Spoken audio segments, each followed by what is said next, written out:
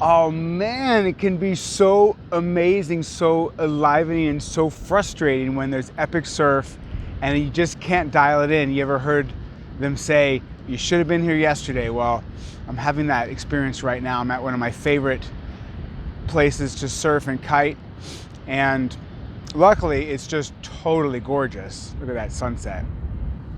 And but it's been a frustrating couple of days. There's been swell and there's been wind, and it makes me think of this story you might have heard. There's a fisherman down in Mexico, and they're fishing all day long, and then drinking beer after they fish, and then some American guy comes down there and says, "Hey man, why don't you get a loan and you can buy a bunch of fishing boats, hire a bunch of guys to go fishing, and then you can make more money."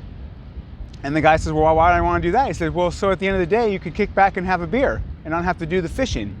I don't know if I told that right, but this is the same kind of thing in surfing. Like, you could be a surfer just traveling, chasing waves, and living the beautiful life of just being in the moment and surfing whenever you want. And for me, I did that for a long time, and then decided to start having more of a career and working more.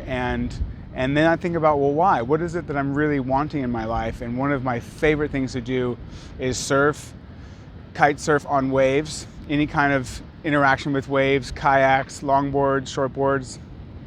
It's just something that totally lights me up. And I think of, when I was in college in philosophy class, they talk about these questions of that man has to face, man versus man, and what is that encounter like, and man versus nature. And I feel like for me, surfing is the experience of man versus nature. It's a force that's more powerful than me. It's a force that can hurt me or even kill me and maim me, and but I learned to play with it and play around it and through it. And so it's just something that is so much of an enriching experience in my life. And at the same time, when you get there too late, like with the wind's really fickle. I got here, with 2 or 3 hours of light left. It was pumping all day. It shut off. I got about a half an hour in at the end, and I'm stoked. I got some surf stoke, and at the same time, there's this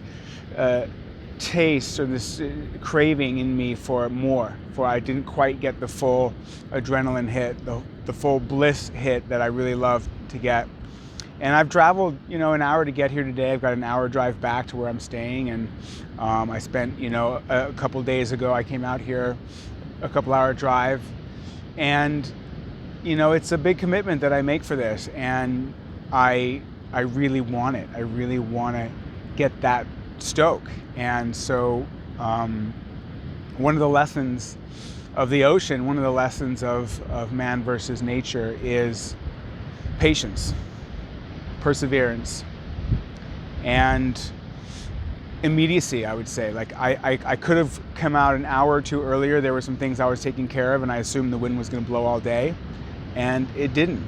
It shut off a lot earlier than expected, and there was a bunch of guys scoring when I got here. So just wanted to let you in on what I'm up to in my life, and my challenges and my struggles, and how I approach the challenges of life and the lessons that I try and take from it.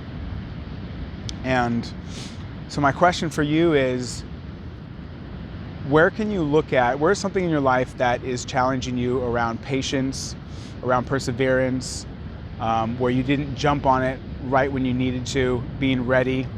And where can you look at that instead of a missed opportunity? Where can you look at that as a lesson for you to up-level, to continue to refine how you show up for the things that are most important for you in your life? Would love to hear any comments, questions, thoughts. Feel free to reach out, make a comment in the bottom, or send me a direct message. And I look forward to connecting with you again soon. Thanks for watching.